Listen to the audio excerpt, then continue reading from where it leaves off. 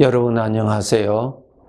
이 시간에는 사도행전 24장 말씀 중심으로 드리겠습니다. 우리 하나님께서는 만물의 주인으로서 창조주로서 이 세상에서 사람들에게 이 땅에 사는 날 동안 하나님께서 크게 두 가지의 기회를 주십니다.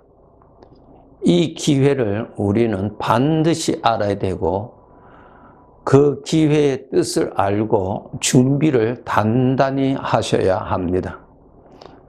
첫 번째 주신 기회가 무엇인가 하면은 이 세상에서 예수님을 믿어 죄의 영원한 형벌에서 구원을 받을 수 있는 기회입니다.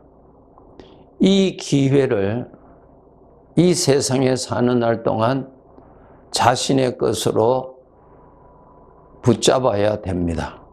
우리 사람들은 이 세상에서 살다가 죽는 것까지는 우리가 보기 때문에 잘 압니다.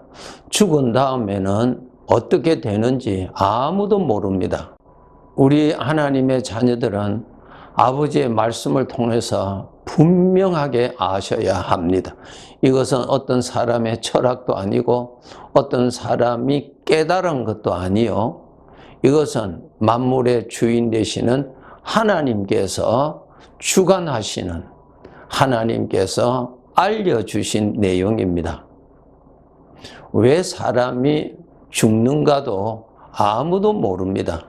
단지 오래 살고 건강하게 살기를 소원하지 왜 죽는지는 아무도 모릅니다. 이 죽음은 하나님의 말씀을 통해서만이 압니다. 이 죽음은 이 세상에서 삶을 마감하고 이제 영원히 살 곳으로 주인 되시는 하나님이 우리를 이동시키시는 것입니다. 하나님이 결정하심으로 우리가 이 세상의 삶을 마감하고 떠나는 것을 이 세상에 아직 살고 있는 우리들이 말하기를 죽었다. 그렇게 표현하는 것입니다. 여러분, 사람은 죽지 않습니다.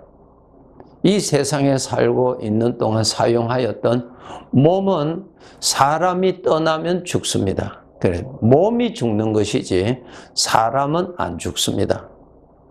영적인 존재이기 때문에 이제 영원히 살 곳으로 떠나는 것입니다. 떠날 때에 이 몸은 가지고 가지 않습니다. 하나님이 정해 놓으셨어요. 이 몸은 영원히 사용할 수 있는 것이 아니기 때문에 벗어버립니다. 벗어버리는 순간에 이 몸은 썩어서 없어지게 됩니다. 그래서 우리 사람은 죽음이라는 것을 정말 바르게 아셔야 합니다. 가을에 되면은 농부가 알곡도 거두고 쭉정이도 같이 다 거두어서 그리고 알곡과 쭉정이를 나누듯이 하나님께서 이 세상에 살고 있는 모든 사람을 하나님이 결정하셔서 부르십니다. 그러면은 떠나게 됩니다. 떠나게 되면은 알곡과 쭉정이를 가르는 일이 있듯이 하나님 앞에서 지은 죄에 대한 죄의 심판을 받습니다. 여러분, 죄라고 하는 것은 그 사람이 지은 죄는 그 사람이 살아있는 한 그 죄는 그 사람에게서 사라지지 않습니다. 이곳에 살던 다른 곳으로 살던 그가 살아있는 한 그가 지은 죄는 그에게 그 죄는 가치 있게 되어 있습니다. 이 세상에서 죽음이라고 하는 사건을 통해서 영원히 살 곳으로 내가 갑니다. 내가 가기 때문에 내가 지은 죄도 같이 다 가지고 갑니다. 하나도 빠뜨림 없이 다 가지고 갑니다. 그 죄에 대한 심판을 받습니다. 그러면 죄에 대한 심판을 받고 누가 심판하십니까? 주인 되시는 하나님이 심판하시죠. 추수 때 알곡과 쭉정이를 누가 구분합니까? 주인이 구분하지요. 네, 하나님이 심판하세요.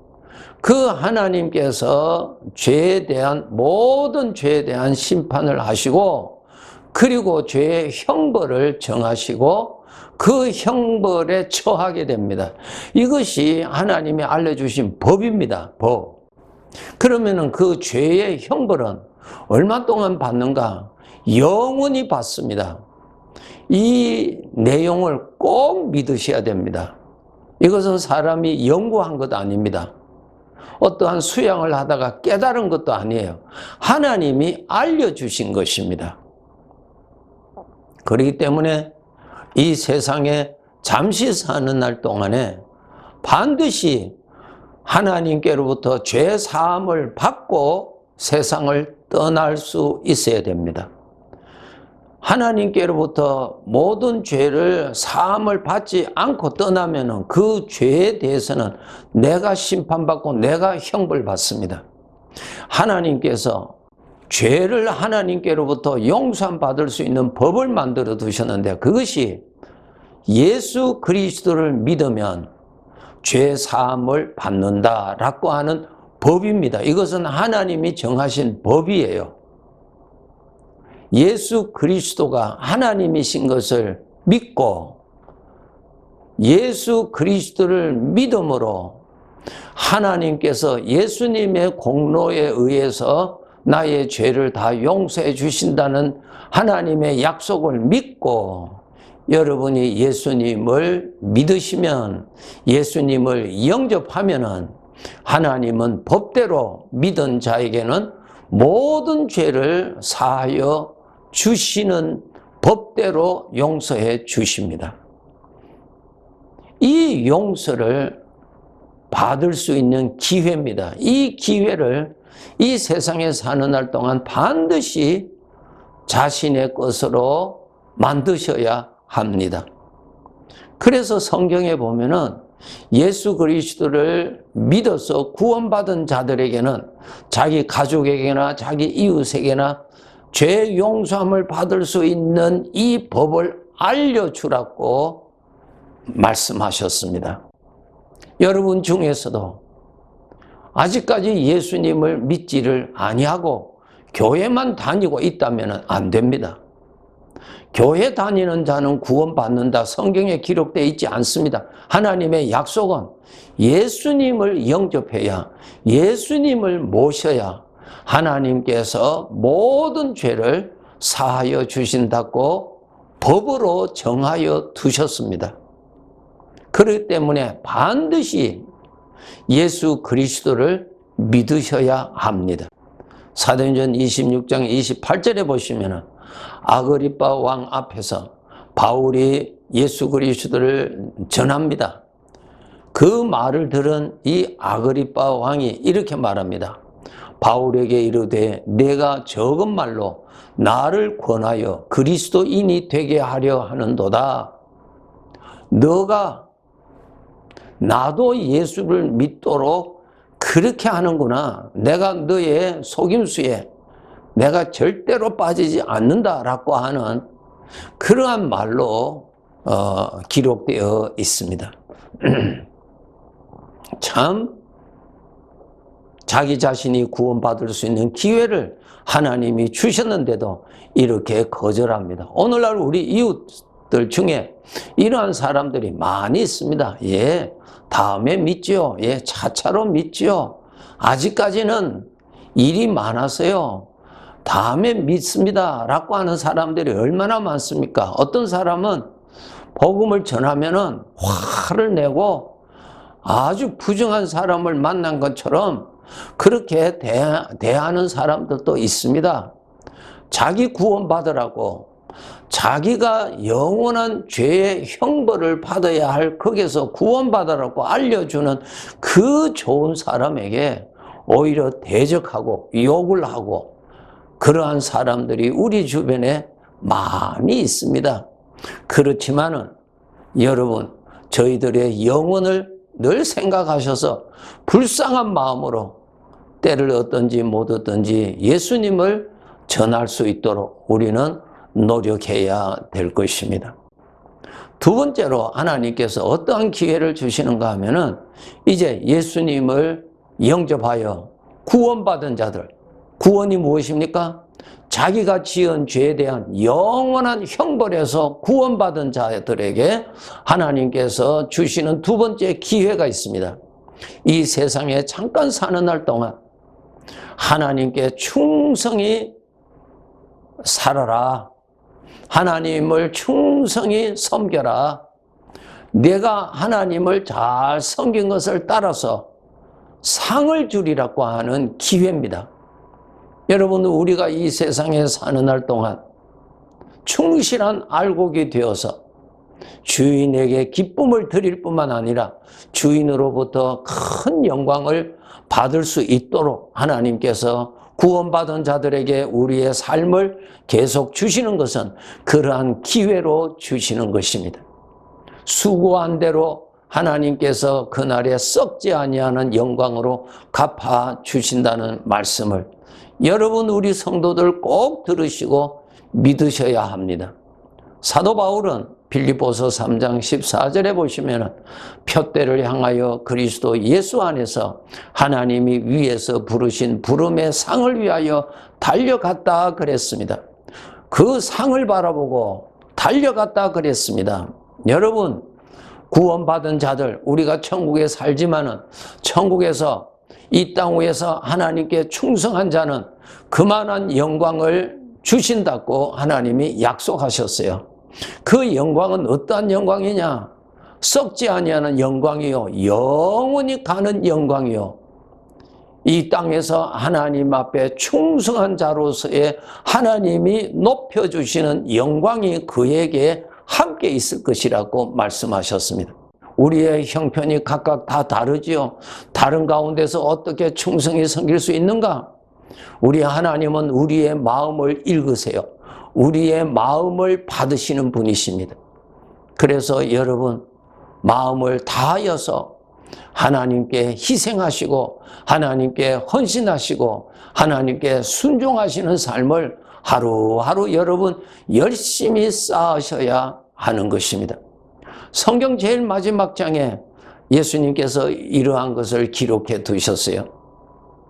요한계시록 22장 12절에 보시면은 내가 줄 상이 내게 있어 각 사람에게 그가 행한 대로 갚아 주리라. 상이 있다 그랬습니다. 각 사람에게 내가 줄 상이 있다 그랬습니다. 여러분, 천국에서 우리가 구원받은 자들은 천국에서 살 것인데 하나님을 잘 섬긴 자로서 영광을 가지고 살아야 될 것입니다. 그렇기 때문에 여러분, 작은 시험에 쉽게 넘어지는 부끄러움에 빠지지 마세요. 바로 그것이 여러분 그러한 시험에서 이겨나가야 되고 여러분이 참으셔야 되고 하나님 앞에서 여러분 일어나셔서 믿음을 굳건히 지켜나가시고 유혹에 빠지지 마시고 자기 자존심에 넘어가지 마시고 끝까지 주님을 믿는 믿음에 충성하시고 주님을 높이시고 그러한 삶을 사시면은 반드시 내가 수고한 대로 내가 그날에 갚아 주리라고 하신 말씀대로 영광을 받게 되는 것입니다. 디모데후서 4장 6절에서 8절에 보시면은 나의 떠날 시각이 가까웠도다.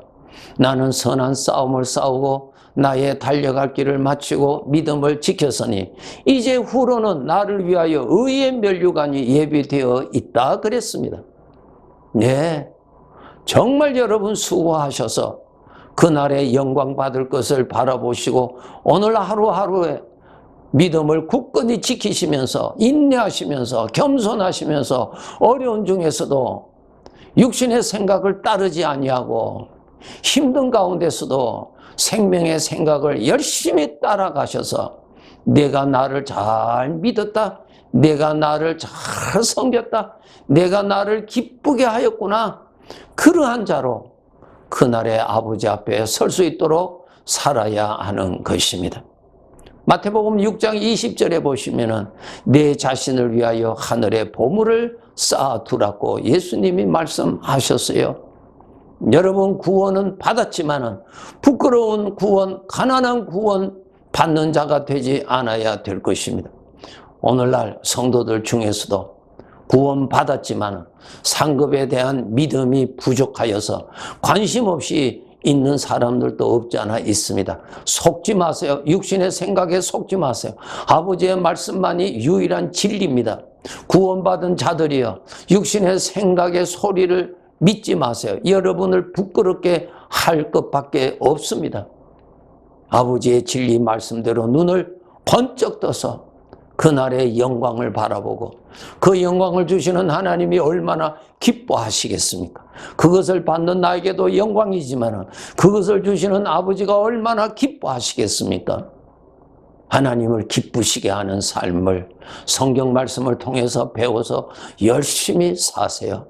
이러한 기회를 우리에게 주신 것입니다. 어려움 중에 계시는 성도 여러분, 기회입니다. 하나님 앞에 믿음을 보여드릴 수 있는 기회입니다. 이러한 어려운 중에서도 욥처럼 육신의 생각을 따라가지 아니하고 사망의 생각을 따라가지 아니하고 변찮으신 주님의 은혜를 믿고 따라가는 그 믿음을 보여드리고 그러한 믿음을 하나하나 쌓아두세요.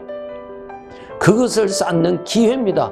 어려울 때일수록 여러분이 하나님 앞에 믿음을 지키는 그 믿음은 더 값진 것으로 그날에 계산해 주실 것입니다. 이 세상의 고난은 잠시면은 끝납니다.